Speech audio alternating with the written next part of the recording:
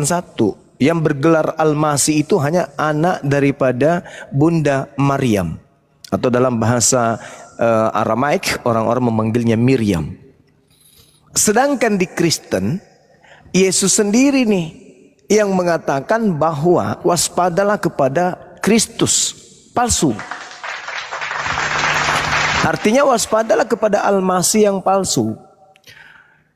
Pendalaman materinya adalah bahwa Yesus di dalam Bible, di dalam Lukas 2 nomor 11, menurut malaikat saat dia lahir sudah dinobatkan dengan status sama seperti Al-Quran, yaitu Kristus di kota Daud. Sedangkan pidato Petrus ketika menasehati orang-orang yang telah menyalibkan oknum yang mereka sebut Yesus, di sana kemudian jelas sekali Petrusnya menerangkan bahwa bertaubatlah kalian dan tinggalkanlah kemudian kelompok-kelompok yang jahat.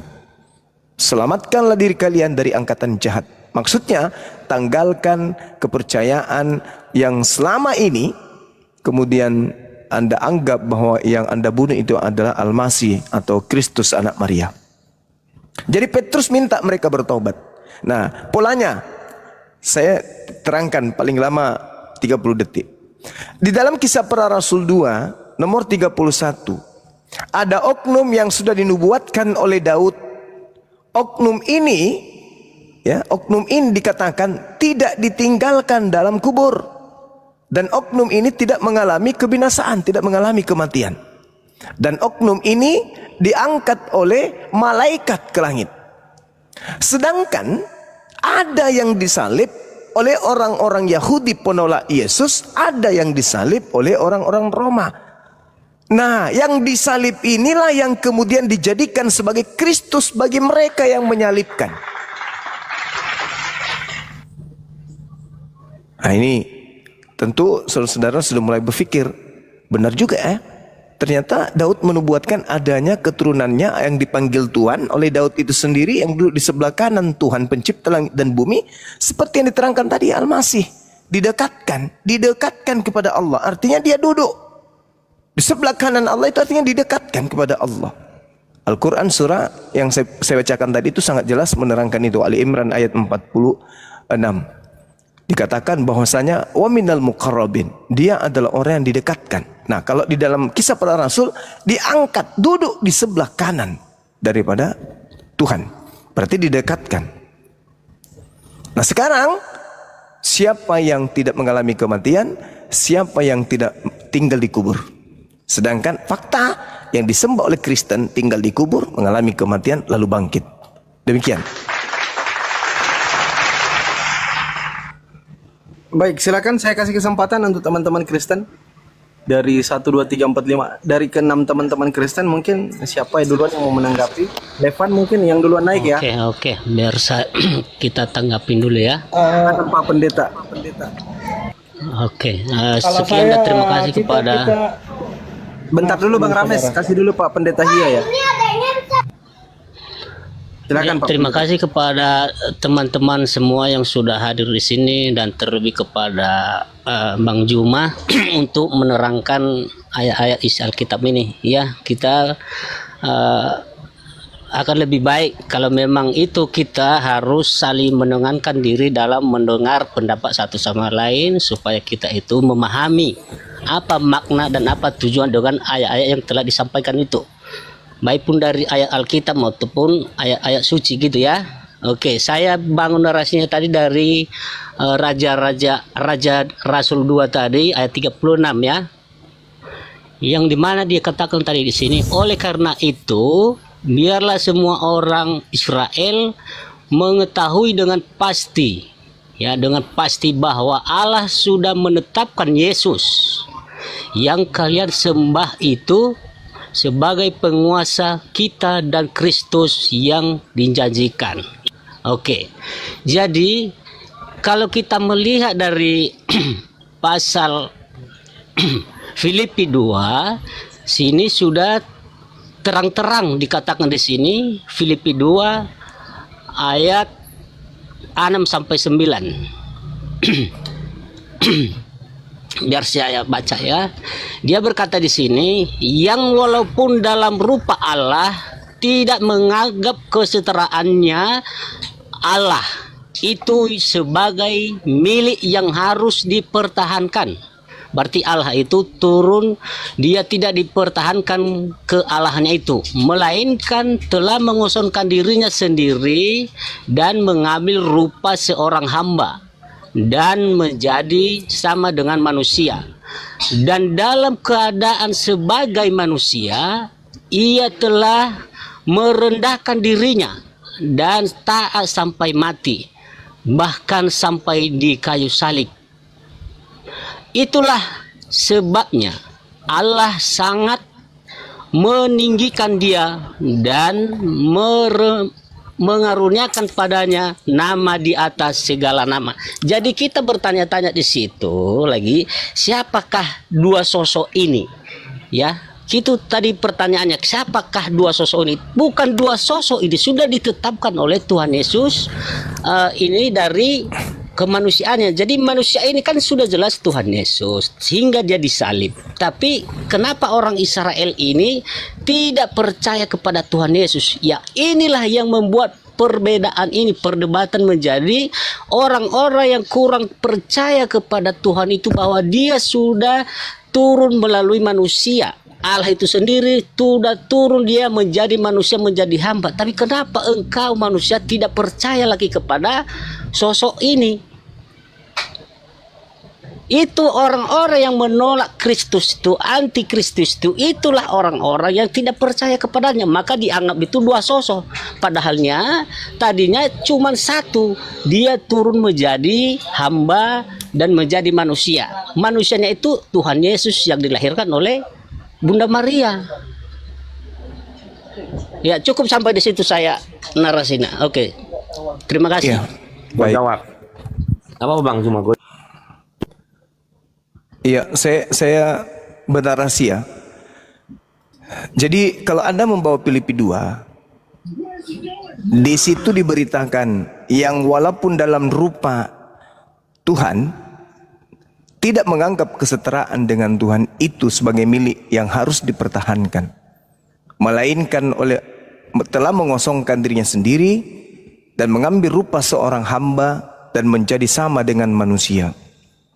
Dan dalam keadaannya sebagai manusia, ia telah merendahkan dirinya dan taat sampai mati, bahkan sampai mati di atas kayu salib.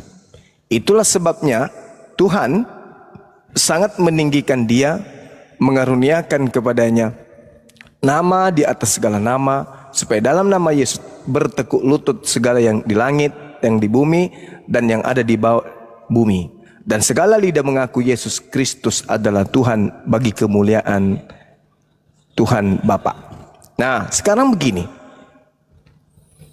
Kalau Anda membawa data ini, di dalam pengakuan kisah para rasul, di dalam Lukas 2 nomor 11, pada hari ini telah lahir bagimu Kristus Tuhan di kota Daud. Artinya Kristus itu adalah manusia yang diurapi Tuhan. Jadi bukan Tuhan yang lahir, tetapi manusia yang diurapi Tuhan. Dia lahir menjadi daging, dan kelahirannya dia akui sendiri bahwa dia datang bukan atas kehendaknya sendiri, melainkan atas kehendak Bapa yang telah mengutus dia. Berbeda dengan Filipi 2. Kalau Filipi 2 kehendaknya sendiri menjadi manusia, yang walaupun dalam rupa Elohim atau Tuhan tidak menganggap kesetaraan dengan Tuhan itu sebagai milik yang harus dipertahankan, melainkan telah mengosongkan dirinya sendiri dan mengambil rupa seorang hamba menjadi sama dengan manusia. Ini dia sendiri yang mau. Dia yang mau menjadi manusia.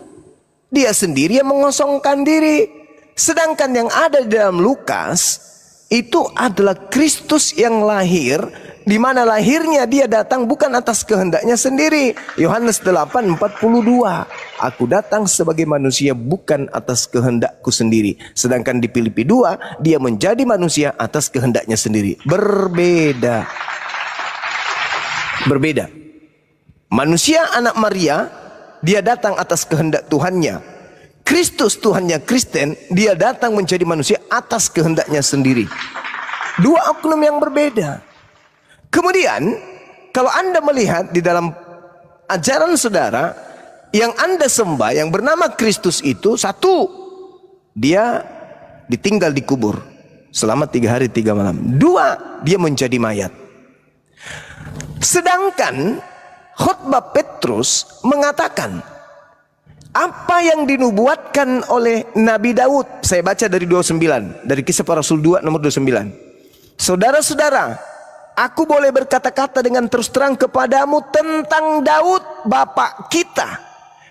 Daud bapak kita telah mati dan dikubur, dan kuburannya masih ada pada kita sampai hari ini. Tetapi Daud adalah seorang nabi, dan ia tahu bahwa Tuhan telah berjanji kepadanya dengan mengangkat sumpah bahwa ia akan mendudukkan seorang dari keturunan Daud sendiri di atas tahta. Karena itu dia yang dijanjikan itu, Daud yang telah menjanjikan itu, telah melihat ke depan dan telah berbicara tentang kebangkitan Mesias ketika ia mengatakan bahwa dia tidak ditinggalkan di dalam dunia orang mati. Satu, ini nubuat Daud. Daud menubuatkan keturunannya akan duduk di atas tahtanya dan tidak akan ditinggal di dunia orang mati. Artinya dia tidak dikubur. Dan bahwa dagingnya tidak mengalami kebinasaan. Artinya bahwa dagingnya Yesus anak Daud itu tidak mengalami mati, tidak mengalami kematian atau tidak kena maut. Nah, lalu dia mengatakan Yesus inilah yang dibangkitkan Tuhan, dan tentang hal itu kami semua adalah saksi.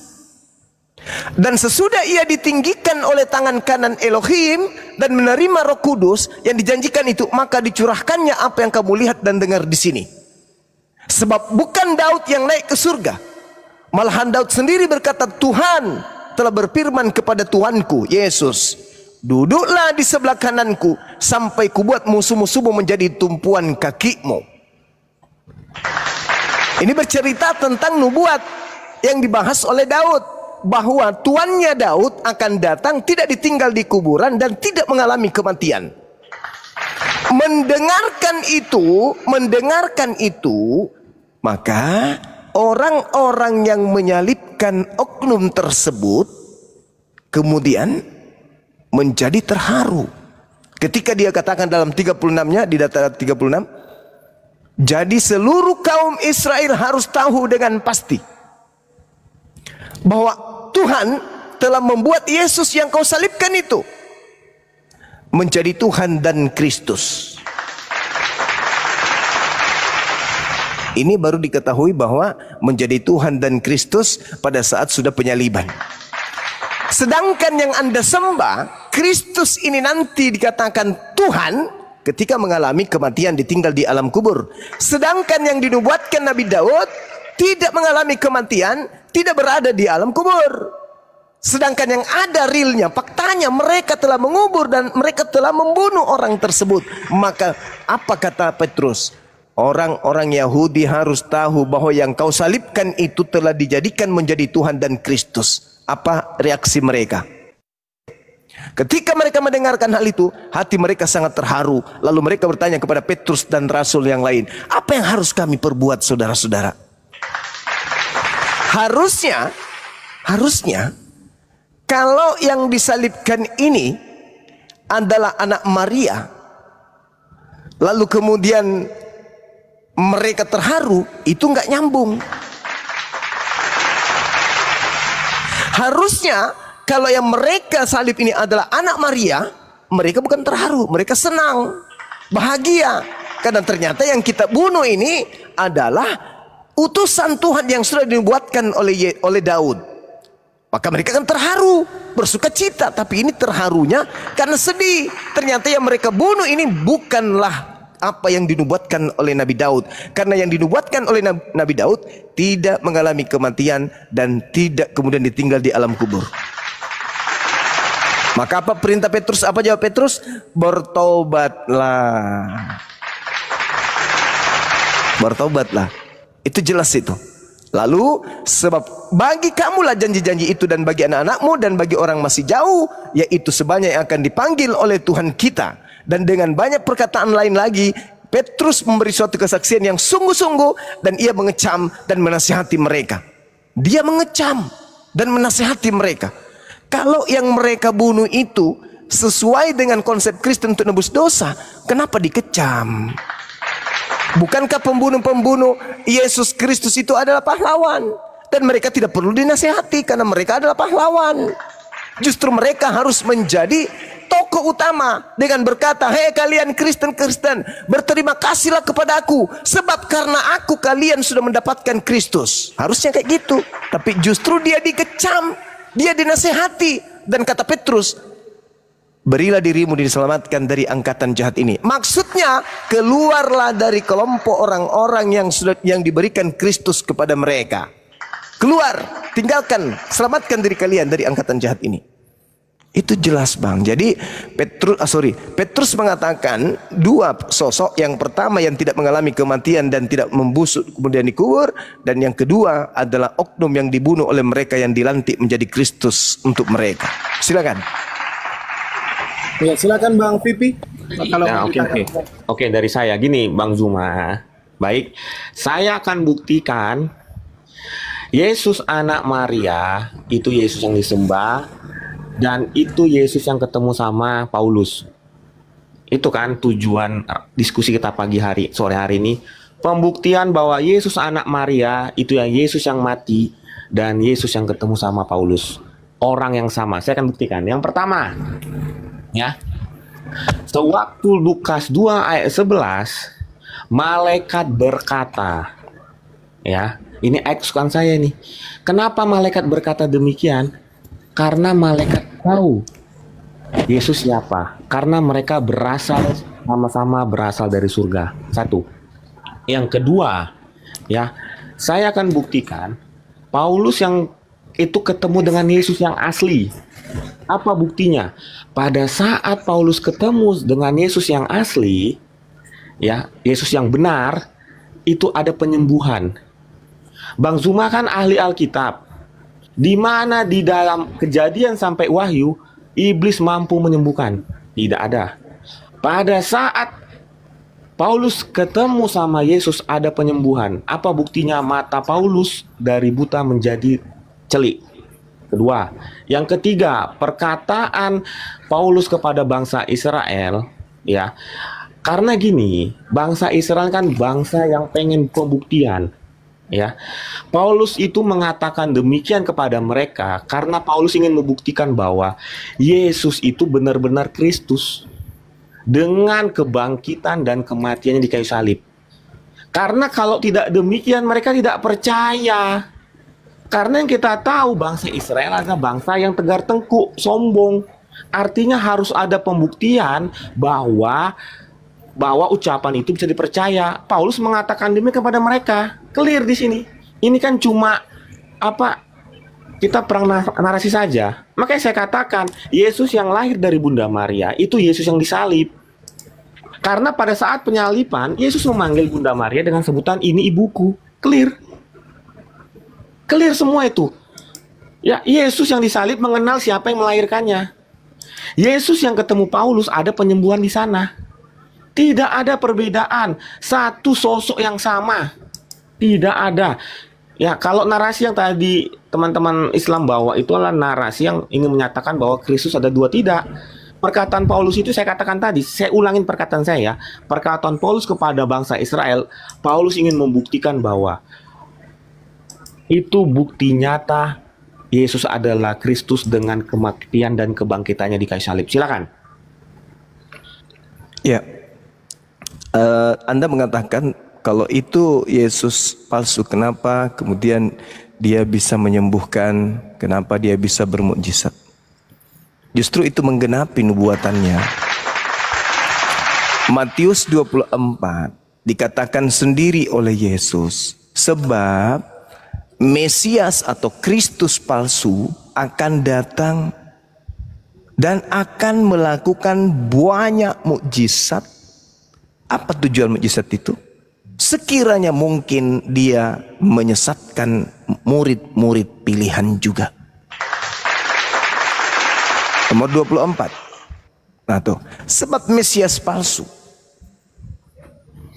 nabi palsu akan muncul dan mereka akan mengadakan tanda-tanda yang dahsyat dan mujizat-mujizat, sehingga sekiranya mungkin mereka, Kristus palsu, menyesatkan orang-orang pilihan juga.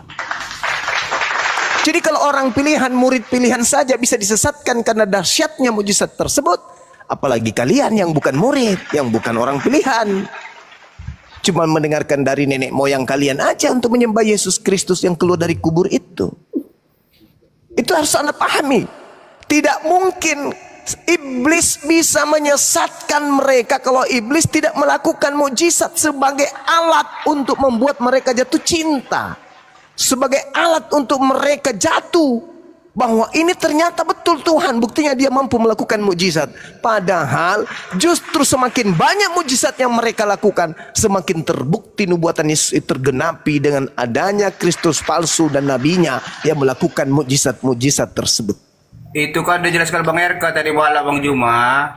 Itu antikristus. Akhir zaman akan Tunggu Bang. Tunggu. Gini Bang. Tunggu Bang. Nah, nanti giliran Abang. Saya 5 menit lagi. Gini, saudara, sabar dulu. Sebentar dulu. Ya. Sabar. Saya sedikit lagi. Silakan. Jadi kalian harus dudukkan akal kalian itu dengan baik. Tenangkan akal kalian. Yesus itu berpesan, bukan berpesan kepada orang Roma, bukan berpesan kepada orang Belanda, bukan berpesan kepada orang Indonesia. Yesus berpesan kepada muridnya, orang-orang Yahudi, agar jangan percaya kepada Kristus palsu. Kalau kalian percaya kepada yang datang Paulus, derita kalian. Kan Yesus hanya menasihatkan muridnya Bani Israel. Kalau kalian percaya ya silakan. Tapi muridnya, kata Yesus, jangan percaya, jangan. Tetaplah pada kepercayaanmu kepadaku. Yohanes 17 nomor 8.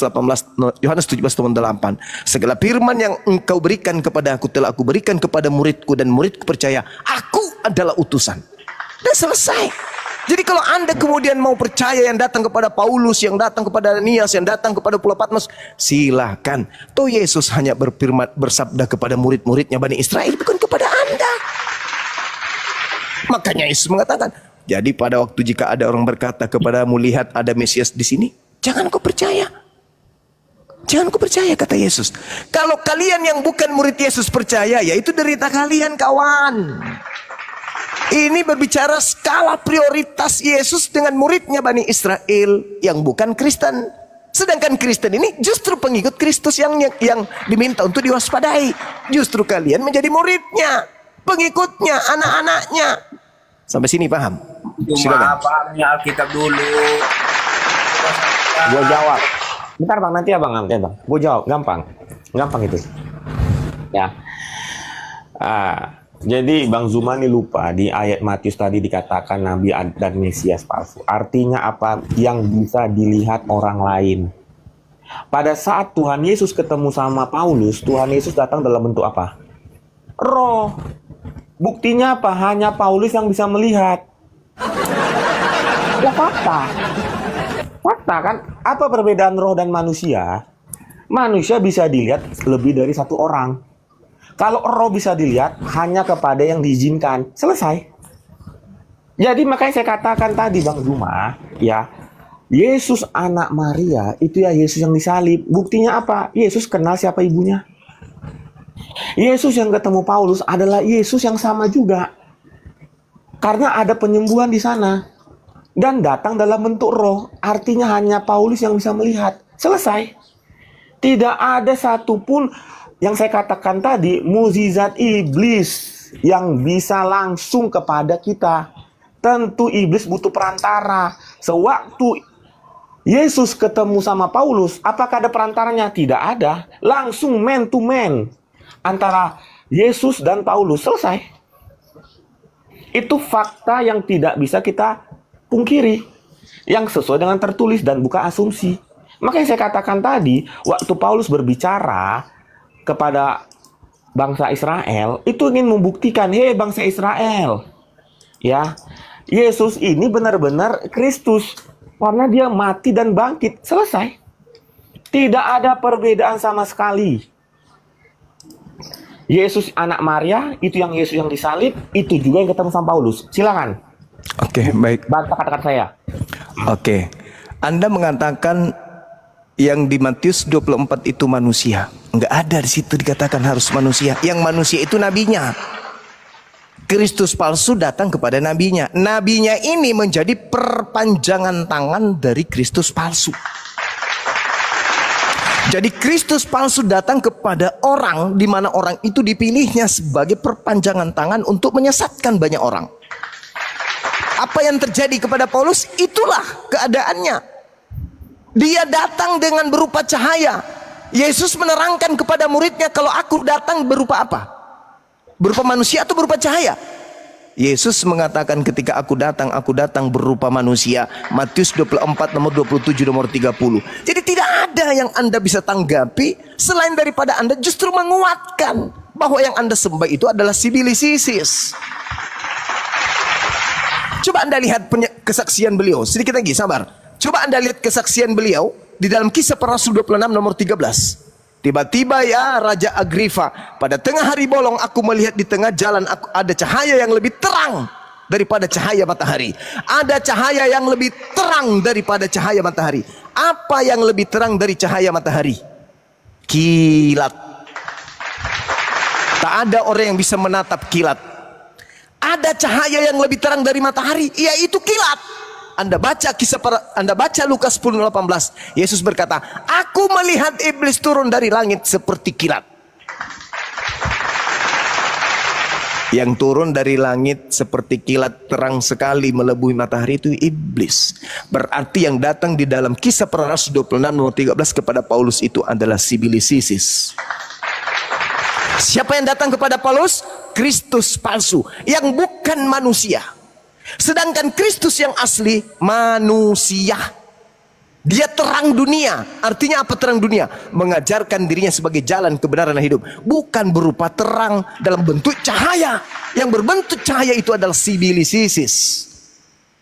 Yesus dikatakan terang dunia. Apakah Yesus hidup di Yerusalem habis itu bercahaya sampai ke Indonesia? Bukan. Ajarannya yang dimaksud seperti Yesus adalah terang. Karena Bani Israel pada saat itu dalam kegelapan, maka dia datang membawa terang itu. Sama seperti Nabi Muhammad turun membawa nur cahaya berupa Al-Quran. Tetapi yang datang kepada Paulus, sabar. Tapi yang datang kepada Paulus benar-benar cahaya yang melebihi terangnya matahari, berupa kilat yang Yesus sudah katakan, aku melihat iblis turun ke bumi berupa kilat. Cahaya yang jauh lebih terang daripada matahari. Adakah Yesus pernah datang kemudian dan mengajarkan aku akan datang berupa cahaya? Enggak ada. Aku datang di atas langit dalam bentuk manusia dan seluruh manusia di bumi akan menatap aku. Manusia di atas muka bumi akan meratap. Kenapa meratap? Karena matahari menjadi gelap, bintang-bintang berjatuhan, bulan tak bercahaya, kuasa-kuasa langit berguncang. Bagaimana tidak meratap?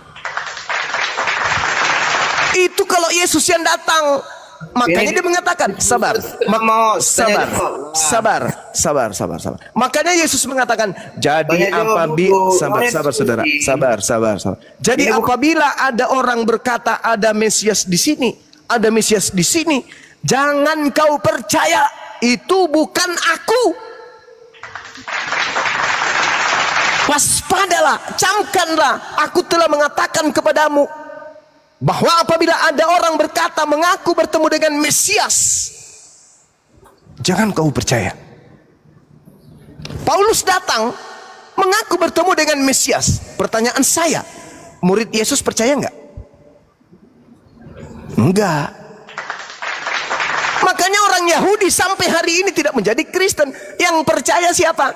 Non-Yahudi. Kalianlah itu. Kalianlah itu. Kalianlah itu. Ingat orang Yahudi teriaknya apa di dalam Kisah Para Rasul 24 nomor 5? Paulus ini adalah penyakit sampar yang menyesatkan orang-orang Yahudi di seluruh dunia. Dia adalah tokoh dari Kristen. Ini yang dihindari RK. karena tahu bahwa sebenarnya dalam kehidupan Kristen memang ada Kristus palsu. Yesus sendiri mengakui itu. Kristus palsunya datang di padang gurun, Kristus palsunya datang di dalam bilik rahasia, tempat Paulus di penjara. Makanya Paulus nulis surat 13 itu dari mana suratnya itu? Dari Kristus yang bukan manusia. Aku menerima Injil bukan dari manusia, tapi yang memberikan Injil kepadaku adalah Yesus Kristus. Hayo, sejak kapan kemudian Yesus mengajarkan Injil kepada Paulus? Saya tanggapi ya. Silakan. Oke, saya tanggapi. Izin dulu. Ada beberapa poin yang saya lihat di sini, yaitu pertama Bang Suma mengatakan jika benar itu adalah Yesus, berarti kami umat Kristen harus berterima kasih kepada tentara Romawi yang telah membunuh Yesus itu, ya kan? Itu poin pertama. Yang kedua yaitu bahwa saudara saya Bang Suma mengatakan bahwa pada saat Paulus melihat cahaya itu berarti Paulus telah berbohong di situ. Karena Yesus dengan dasar-dasar yang tadi sudah disampaikan bahwa Yesus tidak pernah datang, dia harus datang dengan bentuk manusia. Nah, terus seterusnya nanti saya tanggapi. Akan saya mulai dari yang awal ya. Dari yang awal yaitu kami harus bersyukur kepada tentara Romawi.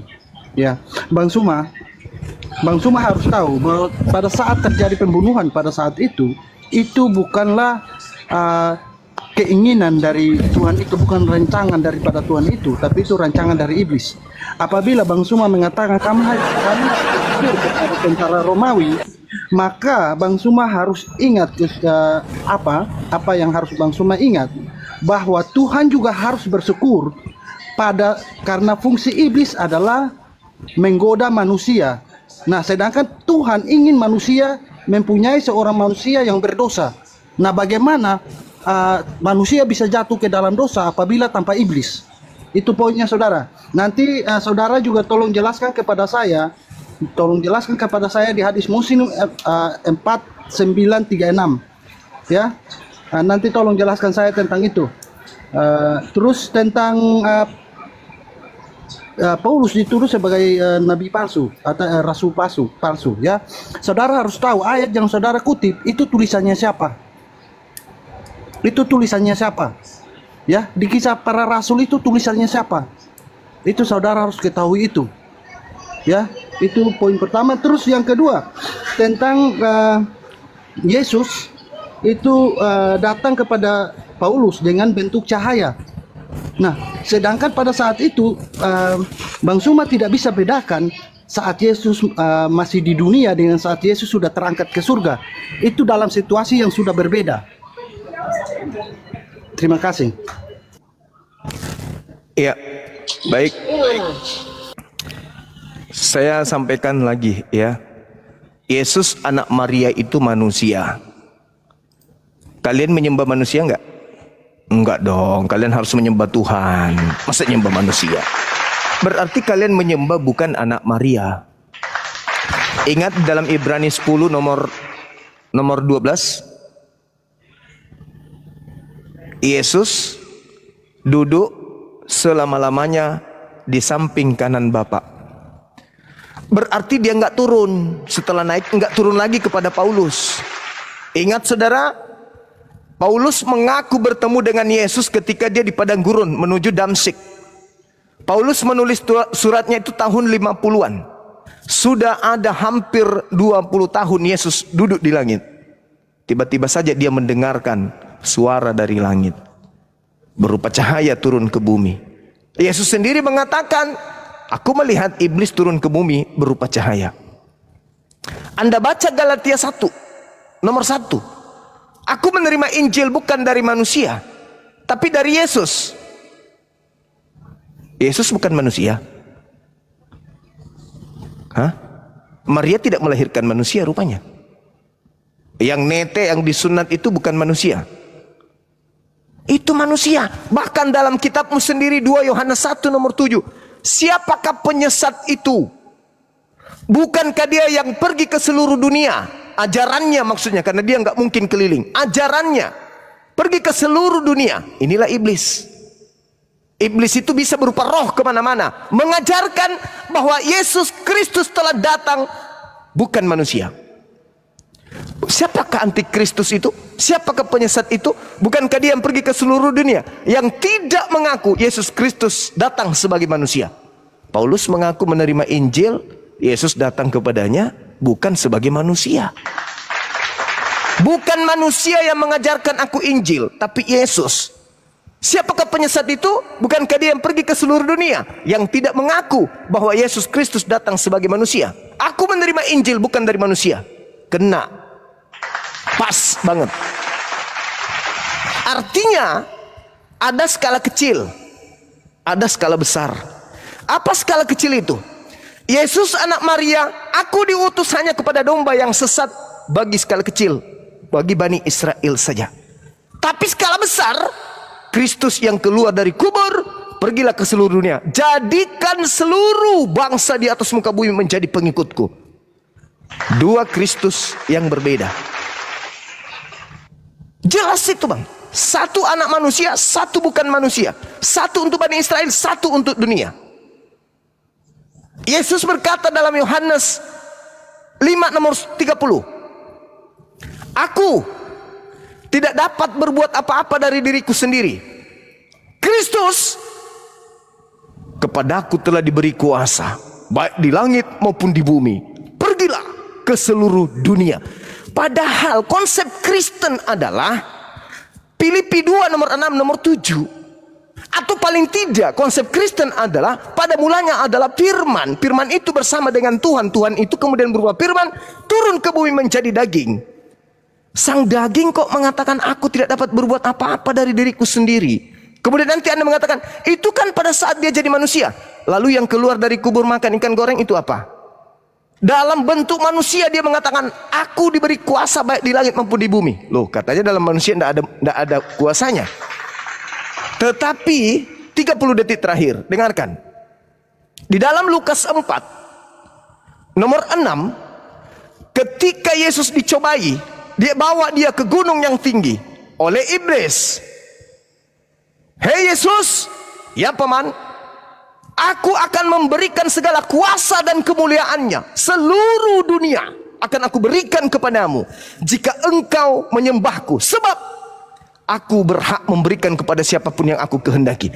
Berhasilkah Yesus digodai iblis? Tidak. Berhasilkah iblis memberikan kuasa di dunia? Tidak. Gugur. Yesus tidak menerima kuasa tersebut. Nomor 13-nya, apa yang dikatakan? Iblis mundur dari mencoba Yesus dan menunggu waktu yang tepat. Ingat, percobaan iblis kepada Yesus tidak berhasil kepada Yesus. Yesus tetaplah manusia yang tidak bisa berbuat apa-apa dari dirinya sendiri. Kita tutup buku tentang itu. Habis cerita, tutup. Buka cerita baru. Keluar dari kubur.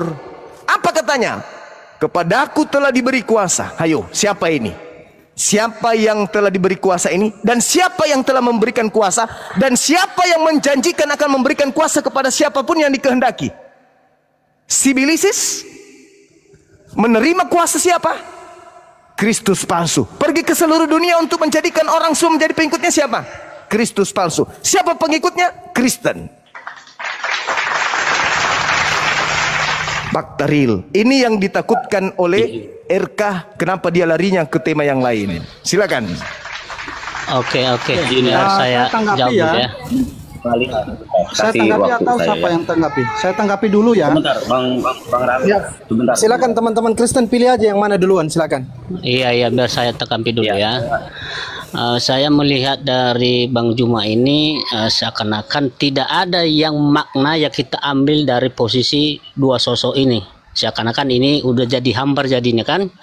Jadi saya bertanya kepada Bang Juma di sini, tentunya setiap dengan apa yang dikehendaki oleh Tuhan Yesus itu, bahwasanya untuk menunjukkan dirinya bahwanya Dia sebagai guru atau sebagai manusia untuk mengajarkan kita dalam perbuatan-perbuatan yang telah ditetapkan oleh Allah itu sendiri. Dan bagaimana caranya menghasilkan buah dengan apa yang membuat kita manusia untuk saling mengasihi satu sama lain. Jangan kita memandang dalam posisi negatif, tetapi kita ambil dari sisi positif.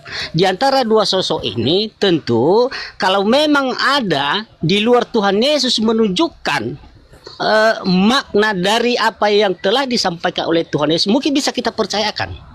Tetapi karena ini tidak ada makna yang dibuat oleh iblis itu atau sosok yang satu, hanya Tuhan Yesus yang menunjukkan bahwasanya engkaulah menghasilkan buah apa yang telah saya sampaikan. Bukan hanya kita kutip dari kata-katanya itu sendiri, tetapi apa makna dan tujuan dengan perkataan Tuhan Yesus. Jadi kita sebagai manusia yang memahami dari situ. Baik, Pak Pendeta Lia, Pak Pendeta Lia izin, Pak Pendeta tidak nyambung seperti dengar dulu. Dengar dulu bentar. Nanti poinnya nggak dapat, Pak. Sebentar nanti baru Pak bicara lagi. Ya. Ya udah. Bang Suma tidak menyentuh sedikit pun apa yang saya minta tolong ya. Tadi Bang Suma mengatakan bahwa kami harus bersyukur kepada tentara Romawi karena atas penyaliban itu,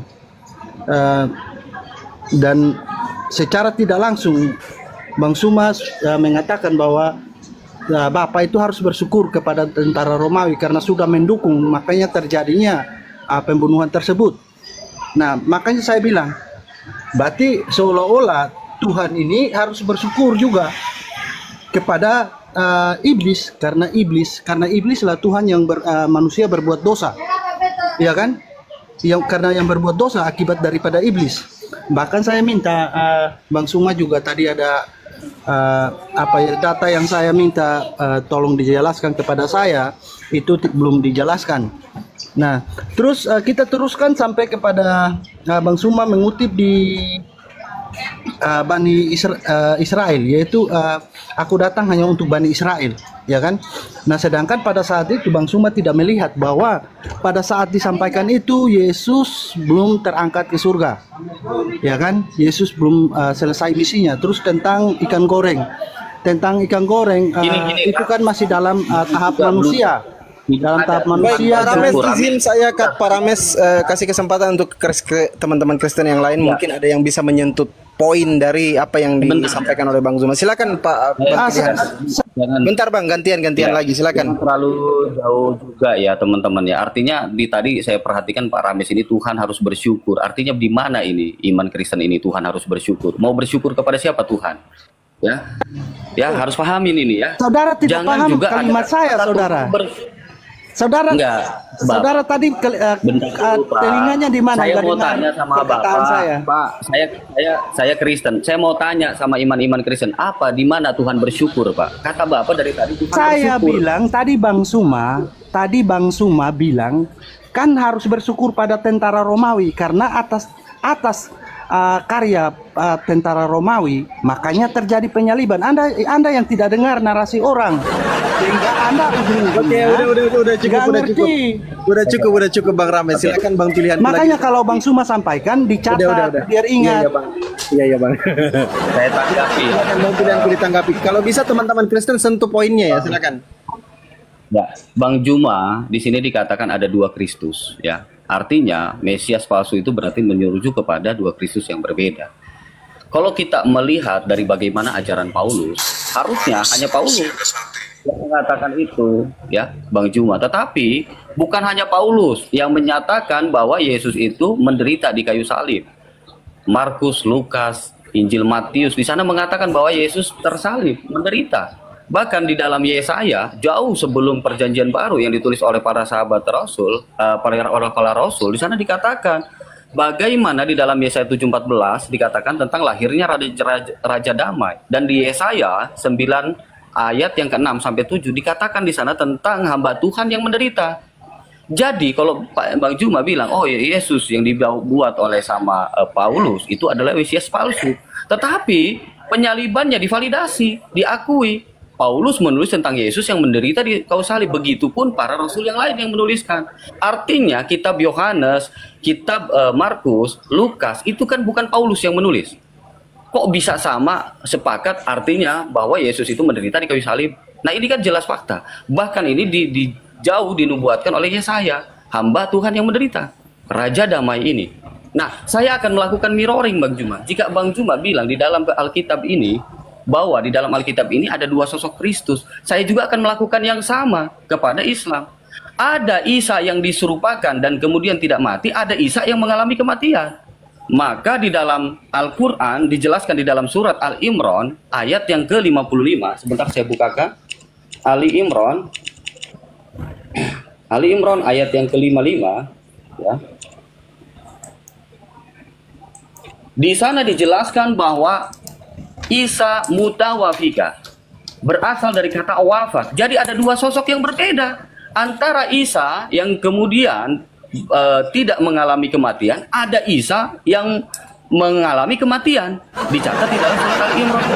Bagaimana menjelaskannya ini, Bang Juma? Apakah yang dikatakan di dalam surat Al-Imran ini, Bang Juma akan sepakat bahwa Isa tidak mengalami kematian? Sedangkan menurut kamus bahasa Arab, mutawafika itu berasal dari kata wafat. Artinya maut. Ya, silakan Bang Juma. Oke, baik. Jadi data yang Anda bawa itu justru menerangkan kalau mutawafik itu artinya tidak mati tapi diangkat. Wafat itu tidak mesti mati. Coba Anda lihat kemudian di dalam Al-Quran di surah Maryam ayat 33 atau di Al-An'am ayat 60.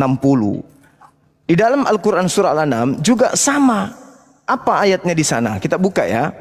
Anda baca di situ, saya jelaskan kepada Anda bahwa ketika Allah mengatakan Nabi Isa tentang wafatnya, Al-Quran juga menceritakan ternyata wafat itu juga bisa diartikan tidur.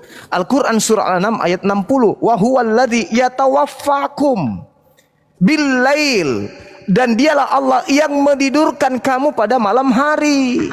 Berarti Nabi Isa itu ditidurkan di atas sana, diistirahatkan istilahnya. Sedangkan kalau berbicara mengenai kematian, itu Al-Ankabut ayat 57. Kullu nafsin zaikatul maut. Yesus tidak mengalami maut. Nabi Isa tidak mengalami maut. Dia hanya wafat. Wafat itu diistirahatkan. Wa huwallazi yatawaffakum bil-lail. Apakah kita pada malam hari mati? Enggak. Kita diistirahatkan. Kita semua diistirahatkan, jasad kita diistirahatkan sama yang dialami oleh Yesus. Makanya ketika Anda membawa Ali Imran ayat 55, Isqalallahu ya Isa inni mutawaffik wa rafi'uka ilayya wa mutahhiruka minal ladina kafaru. Itulah yang dijelaskan di dalam Kisah Para Rasul 2 nomor 29, nomor 30, nomor 31. Dia tidak mengalami kematian, dia tidak ditinggal di alam kubur, melainkan dia diangkat oleh malaikat tangan kanan Allah ke atas. Isqalallahu ya Isa inni mutawaffik wa rafi'uka ilayya wa mutahhiruka minal ladina kafaru. Nah, orang-orang kafir yang menolaknya ini terlanjur menyalibkan seseorang, maka seseorang yang disalibkan itu diangkat menjadi apa? Diangkat menjadi Tuhan dan Kristus bagi mereka. Al-Quran saya juga mengatakan itu. Apa kata Al-Quran? Innahu yarakum huwa kabiluhu min haitsu la taranahum inna ja'alna syayatin awliya'a lilladina la yu'minun. Sesungguhnya aku menjadikan iblis itu sebagai Tuhan bagi orang-orang yang tidak beriman. Makanya orang yang menyalibkan Yesus itu terharu dan kemudian diminta oleh Petrus, segeralah kalian selamatkan diri kalian dari angkatan jahat ini. Jadi apa yang diterangkan oleh Yesus, apa yang diterangkan oleh Petrus itu seirama. Bahwa karena ucapan mereka membunuh Yesus, membunuh Isa alaihissalam, menyalib Isa alaihissalam, maka aku hukum mereka. Sebenarnya yang mereka salib itu bukan kemudian Nabi Isa alaihissalam, tapi orang yang diserupakan. Karena dia melakukan itu, maka aku hukum. Apa hukumannya? Apa hukumannya? Aku jadikan iblis untuk menjadi sembahan mereka. Orang Israel semua harus tahu bahwa Yesus yang kau salibkan itu telah dijadikan menjadi Tuhan dan Kristus bagi kalian. Iblis yang kalian sembah bukanlah anak Maria. Demikian. Di sini saya bawa data. Saya minta penjelasannya dulu tentang yang Sebentar, tadi. di sini saya bawa data. Artinya dari sejak kapan Bang Juma kata wafat itu merujuk kepada bobo? Saya potong Bang Rames menit dulu. Kata wafat sejak kapan di dalam bahasa Arab itu merujuk kepada bobo, Bang Juma. Nih, Anda silakan dibaca ya. Coba Anda baca Al-Quran surah Al-An'am. Baca wafat atau maut. Wafat, maut, nggak ada kata bobo, maut yang meninggoy. Data yang Anda bawa data yang dibawa ini dari AI, Bang. Jangan buat malu Kristen yang lain lah ya. Kalau bisa data yang primer. Tahu nggak data primer? Apa data primernya ya? Bang. Satu aja tunjukkan dalam kata Al-Quran surah Al-An'am ayat 60. Wa huwa alladhi yatawaffakum bil-lail wa ya'lamu ma jarahtum bin-nahar. Jelas itu ayatnya. Dan dialah yang menidurkan kamu pada malam hari dan dia mengetahui apa yang kamu kerjakan pada siang hari. Surat apa Bang Juma? Al-An'am ayat 60. Al-An'am ayat yang 60. Lagian Al-Quran surah Maryam ayat 33 itu masa-masa Yesus masih bayi. Semoga disejahterakan atasku pada saat aku dilahirkan, pada saat aku diwafatkan. Di sini ya Bang Juma sebentar. Di sini saya di dalam surat yang Bang Juma bilang surat Al-Maidah. Al-An'am ayat 60. Al-An'am ayat 60. Oke. Yeah. Al-An'am. Bentar. Kita cross check dulu ya. Silakan. Ya Bang Suma, saya minta penjelasannya dulu tentang alasan Bang Suma kenapa sehingga kami disuruh bersyukur kepada tentara Romawi. Oke, saya jelaskan. Tentara Romawi terjadinya pembunuhan. Oke, saya jelaskan. Nanti tolong jelaskan saya di hadis Muslim ya, hadis Muslim 4936. Makasih. Apa itu? Hadis berapa? Hadis Muslim. Iya. Hadis Muslim 4936. Makasih. Oke.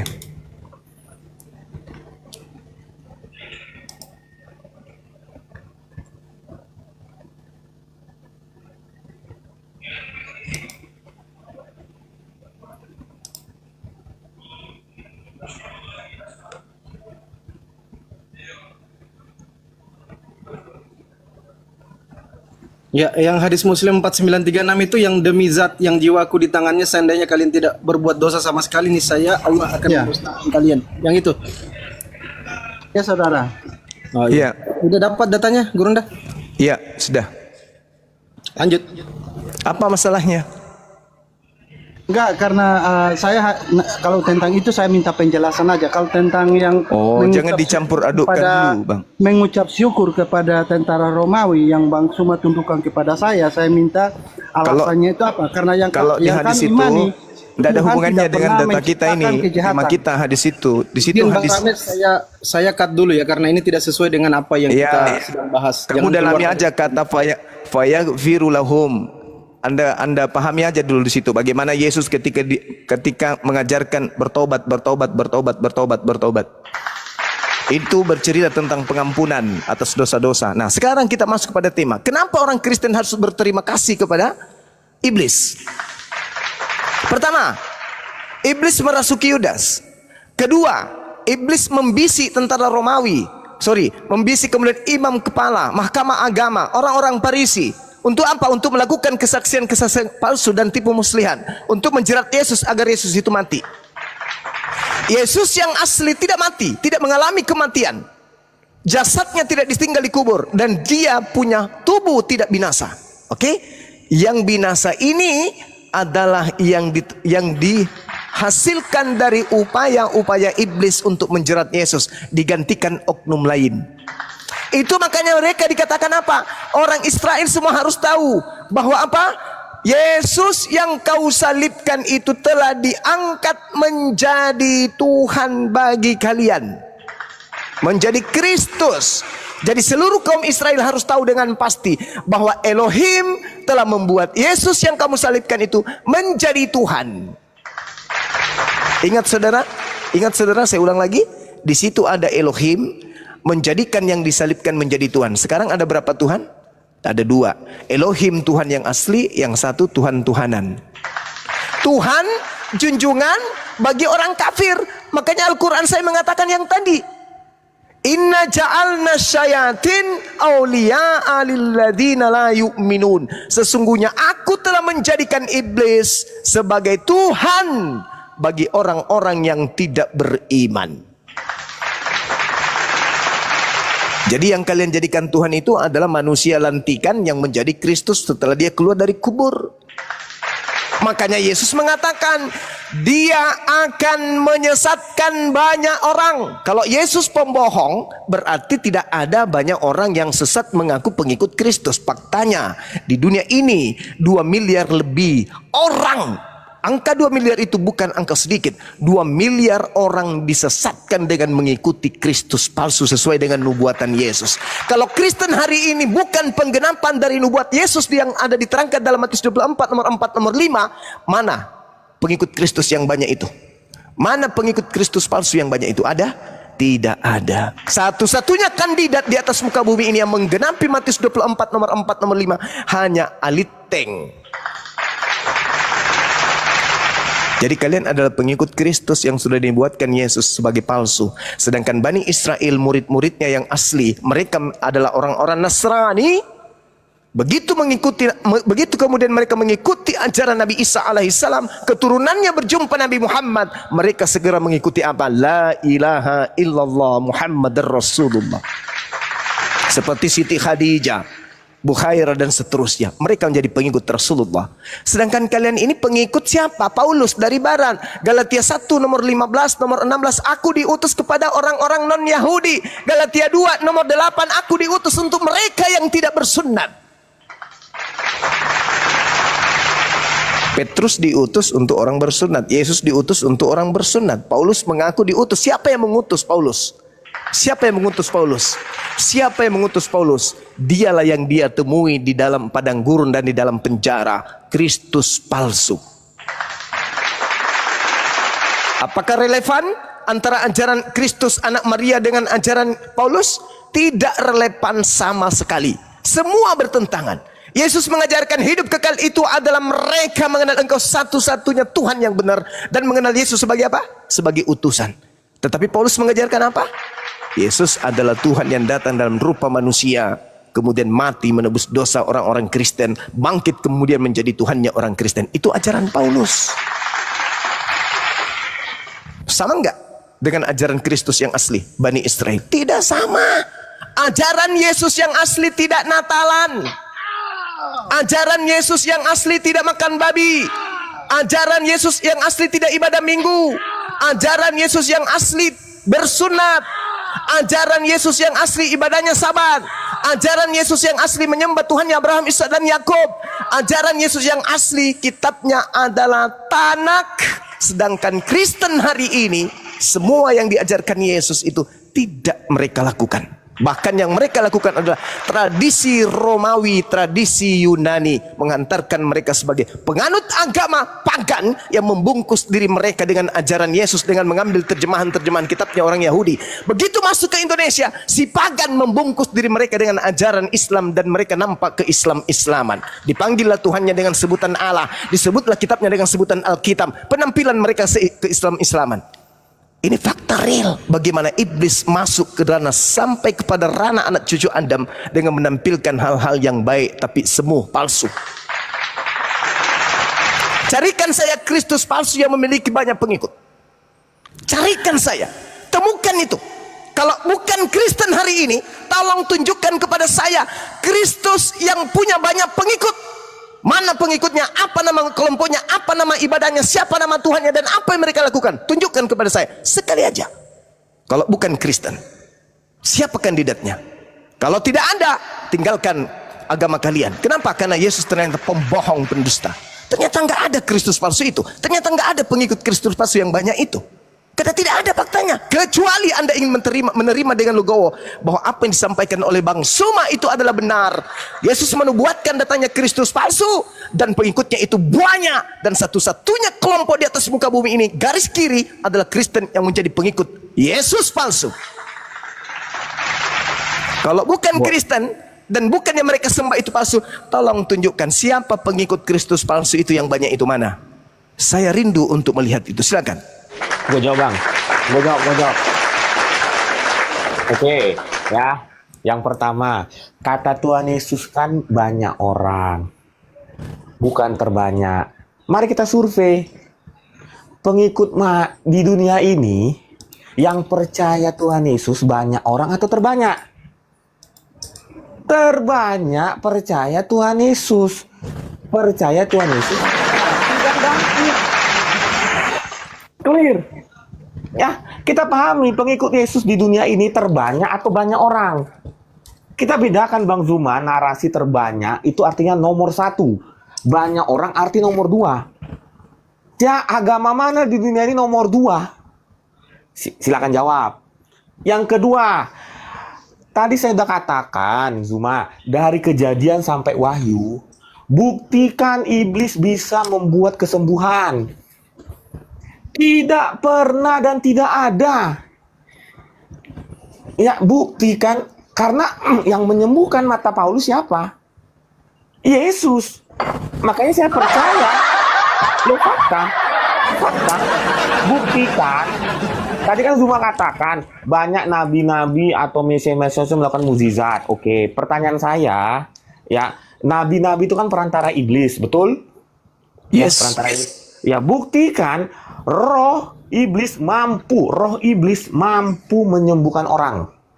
Dah, yang kedua, tidak ada dalam satupun ayat di Alkitab yang mengatakan roh iblis mampu menyembuhkan orang. Tidak pernah.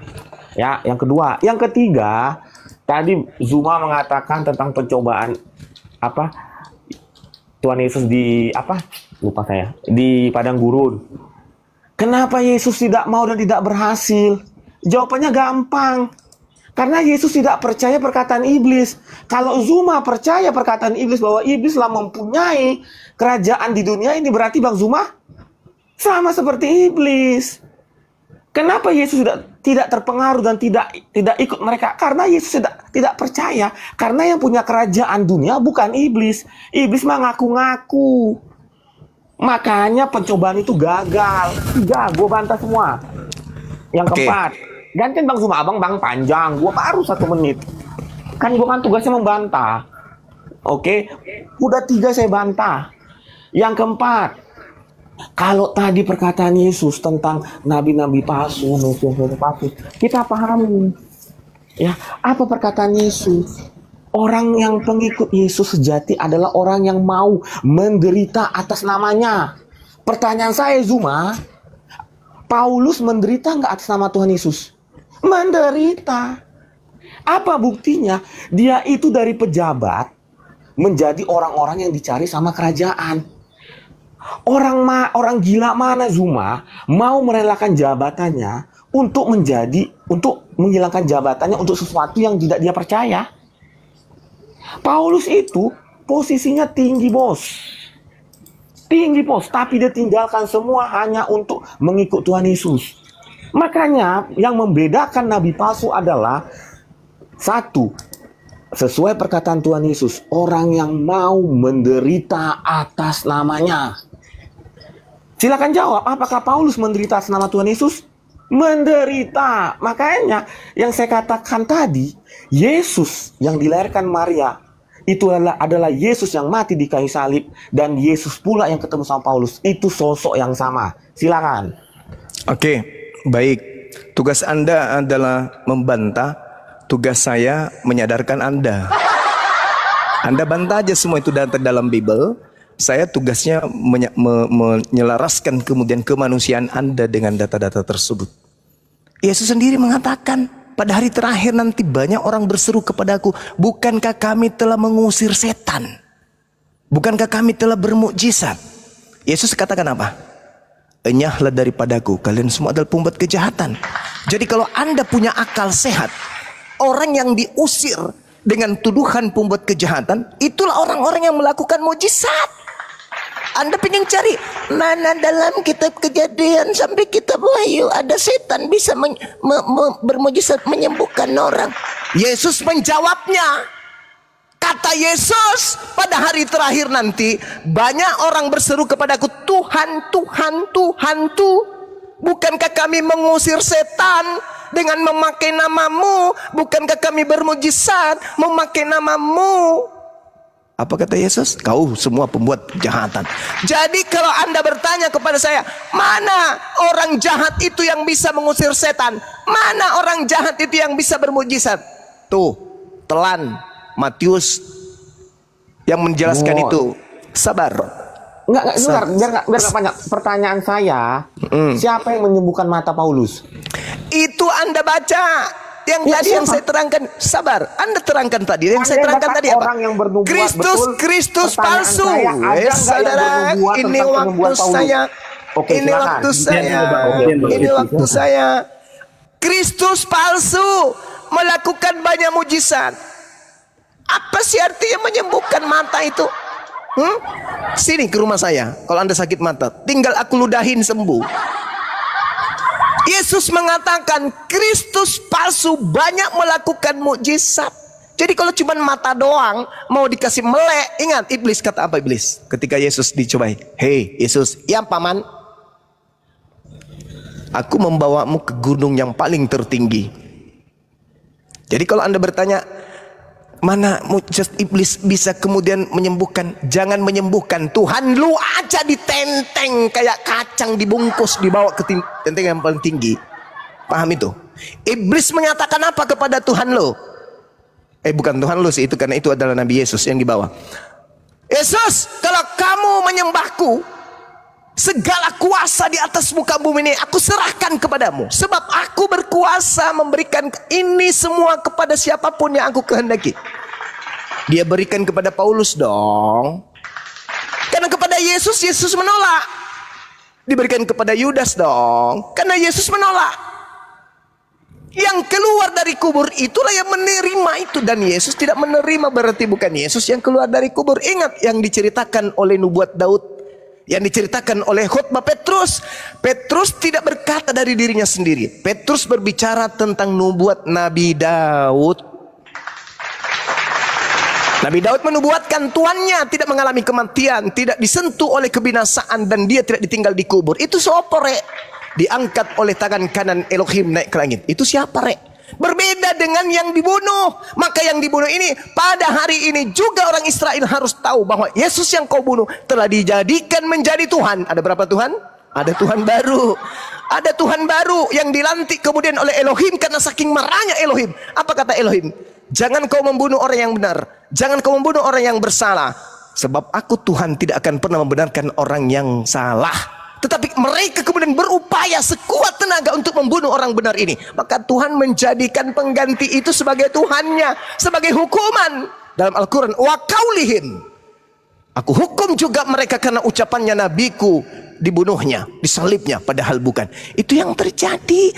Orang-orang Israel harus tahu bahwa Yesus yang kau bunuh, yang kau salibkan, telah dijadikan menjadi Tuhan dan Kristus untuk kalian. Al-Quran saya mengatakan, aku menjadikan iblis sebagai Tuhan mereka. Ya itulah yang terjadi. Kalau Anda mengatakan Paulus begini bla bla bla, semua justru menggenapi apa yang dikatakan oleh Yesus. Nah sekarang pada pernyataan Anda yang awal, yang terbanyak saya katakan di atas muka bumi ini, orang-orang yang menjadi pengikut Yesus Kristus yang banyak itu mana? Karena ada pengikut Yesus asli, ada pengikut Yesus palsu. Kalau kalian pengikut Yesus asli, lalu pengikut Yesus palsu yang banyak itu mana? Mana? Tunjukkan mana? Kita mau kemana? Ke planet Mars cari? Nggak ada di planet Mars. Yang ada cuma satu kandidat, Ali Teng doang. Pengikut Kristus palsu itu kalian. Pengikut Kristus palsu itu asli itu Bani Israel yang tidak makan babi, yang menjalankan sabat, yang bersunat, yang sujud dalam ibadah. Kitab mereka adalah kitab Tanakh. Mereka anak-anak Yakub. Sedangkan kalian ini siapa? Kalian ini adalah pengikut Kristus yang dinubuatkan Yesus itu. Kenapa? Kalian makan babi, kalian tidak bersunat, kalian ibadah minggu, kalian Natalan, bla bla bla bla bla bla bla bla bla dan seterusnya. Itu fakta, saudara. Itu real. Lembutkan hatimu menerima kenyataan itu. Kalau Anda menolak, boleh. Sah saja Anda mempertahankan itu. Tapi sampai kapan Anda ingin menipu diri Anda sendiri? Kalau bukan ente pade yang dinubuatkan, banyak orang, lalu siapa? Itu PR Kristen sedunia. Kalau bukan Kristen yang ada di Indonesia ini pengikut Kristus palsu yang banyak itu, tunjukkan mana pengikut Kristus yang palsu yang banyak itu. Ada. Sedangkan sabar. 10 detik terakhir. Sedangkan Yesus mengatakan, pada hari terakhir nanti aku akan mengusir mereka dan berkata, enyahlah daripada aku tidak mengenal kalian. Kalian semua adalah pembuat kejahatan. Itu siapa? Pada hari terakhir berarti hari ini sudah berbunca-bunca itu. Sudah berlaksa-laksa tuh pengikutnya. Keturunan mereka sampai akhir kiamat nanti tuh yang bertemu dengan Yesus pada saat kedatangan kedua kalinya. Mana mereka itu? Mana? Kalau bukan Kristen lalu siapa? Demikian. Oke, terima kasih. Kita bahas tadi ya tentang kita fokus tadi. Di sini dikatakan di dalam surat Al-An'am ayat yang ke-60, di sana ada kata huwallazi yatawaffakun. Artinya tidur, ya. Tetapi di dalam surat Ali Imran ayat yang ke-55 di sana dikatakan mengambil. Kata mutawafika mengambil, kata yatawaffakum menidurkan. Nah, jadi yang mana menidurkan atau mengambil yang benar? Itu yang pertama. Yang kedua, Bang Juma menanyakan tentang Mesias palsu, ajarannya. Kami mengikuti ajaran Mesias yang asli, yang tidak pernah mengajarkan tentang kejahatan. Contoh, pertama, Mesias yang tidak mengajarkan menikahi menantunya. Mesias yang tidak pernah mengajari menikahi anak di bawah umur. Maka di dalam kitab Kejadian 2:18 dikatakan, aku akan menjadikan seorang penolong yang sepadan 1:1. Nggak ada 1:13. Atau yang kedua di dalam surat At-Taubah At-Taubah ayat 123, yang tidak memerangi orang kafir. Maka di dalam Alkitab dikatakan, ampunilah musuhmu, ampunilah orang yang menganiaya kamu, bukan orang kafir. Ya. Nah itulah makanya kenapa Nabi Muhammad itu ditegur di dalam surat At-Tahrim ayat 1. Apa yang sudah dihalalkan izin bang pilihanku kalau bisa jangan keluar tema, nanti ditertawain sama teman-teman yang nonton di bawah. Fokus aja. Anda mau mencoba menyerang tapi Anda enggak kesampaian karena Anda enggak paham apa yang Anda narasikan. Silakan Bang Zuma ditanggapi. Iya. Orang Kristen bahas Al-Qur'an. Lucu ini. Lucu. Jadi ya betul, tidak sampai ke sana. Seibarat anak TK yang melihat kapal selam lalu ngotot mengatakan itu adalah ikan. Jangan ketinggian. Ini aja dulu Kristus palsu ini dulu. Semakin Anda menyerang Al-Qur'an, semakin Anda ketahuan bahwa Anda sedang mencari pelampung. Anda lagi hanyut, cari pelampung. Anda mau menyerang Al-Qur'an? Oh no. Al-Qur'an dikelilingi dengan yang hak. Ilmu Al-Quran itu sangat tinggi dan orang Kristen tidak akan pernah sanggup menerobos itu. Oke? Sekarang ke Kristus palsu ini dulu. Karena gelar, saudara, gelar penyesat yang datang setelah Yesus, menurut Yesus bukan sallallahu alaihi wasallam, tapi gelar penyesat yang datang setelah dia adalah Kristus. Apakah nabiku bergelar Kristus? No. Apakah Tuhanmu bergelar Kristus? Yes. Yesus mengatakan, waspadalah kepada penyesat yang datang kepadamu dengan memakai namaku. Siapa namaku? Yesus. Dan berkata, akulah Kristus. Berarti penyesat itu mengaku Yesus gelar Kristus. Kalau baca lengkap, Yesus Kristus. Jadi gelar penyesat yang datang setelah Yesus bukan Nabi Muhammad, bukan sallallahu alaihi wasallam, tapi Kristus. Maka pengikut penyesat itu bernama Kristen. Karena Kristen adalah pengikut Kristus. Berarti siapa? Siapa penyesat itu? Kristus. Siapa pengikutnya? Kristen. Kita urut. Kita urut. Apa kata Yesus dalam Matius 24? Kita urut baik-baik. Kata Yesus di dalam Matius 24, di data kemudian nomor 15-nya, kata Yesusnya begini, apabila engkau melihat sang pembinasa keji duduk di mana? Duduk di atas tahta yang kudus, seperti yang dinubuatkan Nabi Daniel. Apa kata Nabi Daniel? Penyesat itu akan memutarbalikkan hukum Tuhan. Apakah itu terjadi? Terjadi. Paulus memutarbalikkan semua firman Tuhan yang datang kepada Bani Israel melalui Yesus. Jadi apabila kamu melihat pembinasa keji berdiri di depan kudus, kamu di situ siapa? Bani Israel. Yang hidup di mana? Hidup di Israel. Dengan siapa? Dengan Yesus. Kok jadinya ke abad Nabi Muhammad? Apabila kamu melihat pembinasa keji berdiri di atas tempat yang kudus. Apa tempat kudus itu? Gelar yang suci. Apa gelar suci itu? Rasul. Itu. Siapa yang dilihat kemudian duduk di tempat suci ini? Oleh murid-murid Yesus angkatan pertama, abad pertama. Nabi Muhammad atau Paulus? Paulus. Dia akan duduk di situ, wah, seakan-akan orang suci dia. Seakan-akan dia adalah orang-orang utusan Tuhan, utusan Sang Maha Tinggi. Padahal Yesus mengatakan dia adalah pembinasa keji. Kok lari, Mas? Berarti ada pembinasa keji yang bertopengkan gelar suci. Siapa itu? Pembinasa keji. Mengajak orang-orang menyembah kepada makhluk. Mengajak orang-orang mengutuk kepada Nabi Tuhan. Mengajak orang-orang menghilangkan hukum Tuhan, lalu dia bikin hukum sendiri. Mengajak orang-orang untuk percaya bahwa hukum Tuhan itu adalah sampah. Dilarang makan babi. Makan babi. Dilarang supaya jangan mengotori hari Sabat, mengganti dengan hari Minggu. Jangan kau menambahi, jangan kau mengurangi. Bikin buku sendiri 13 buku. Jangan kau racuni, jangan kau ganggu, kuduskanlah hari Sabatku. Diganti pula hari Sabat itu jadi Minggu. Tapi ngaku-ngaku pengikut Yesus. Yesus sendiri mengatakan, aku mengenal muridku, muridku mengenal aku, mereka mendengarkan suaraku dan mengikuti aku. Aku ke sinagoge, aku ke mikdaks, aku sujud di hadapan Elohim. Mereka malah sujud kepada patung Yesus. Aku ke sinagoge, mereka ke gereja. Aku menguruskan hari Sabat, mereka hari Minggu. Aku sujud dalam beribadah, mereka salto belakang. Aku tidak makan babi, mereka pesta dengan babi. Aku tidak minum khamar, mereka lahir dari kecil minum khamar. Ini yang dikatakan oleh Yesus, aku mengenal pengikutku. Waspadalah kepada mereka yang ngaku-ngaku pengikutku, mengaku domba, tetapi mereka adalah serigala buas. Berarti ada non-Yahudi yang ngaku-ngaku murid Yesus, tapi bukan murid Yesus. Siapakah itu? Islamkah, Hindukah, Budakah, atau Aliteng? Aliteng, Paman. Nah, kalian bukan orang Yahudi.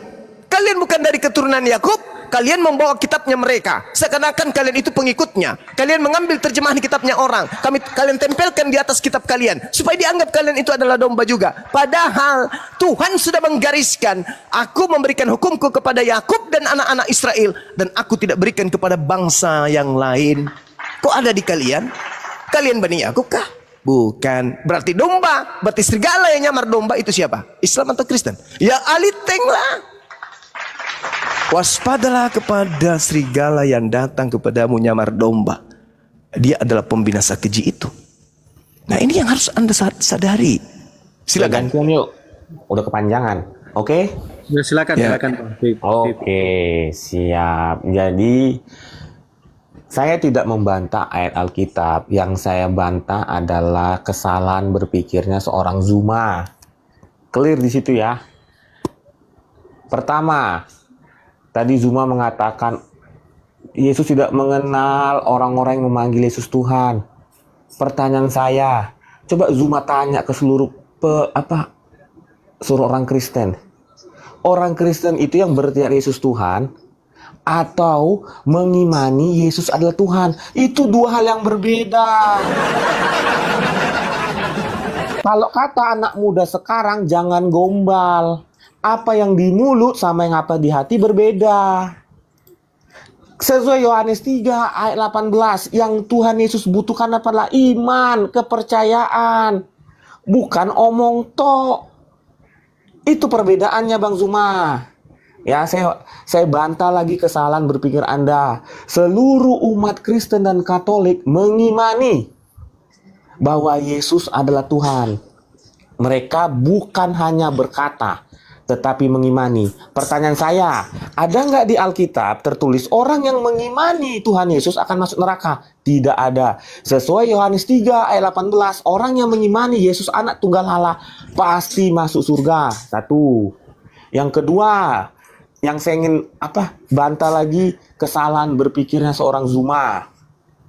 Ya. Bang Zuma tidak bisa membantah.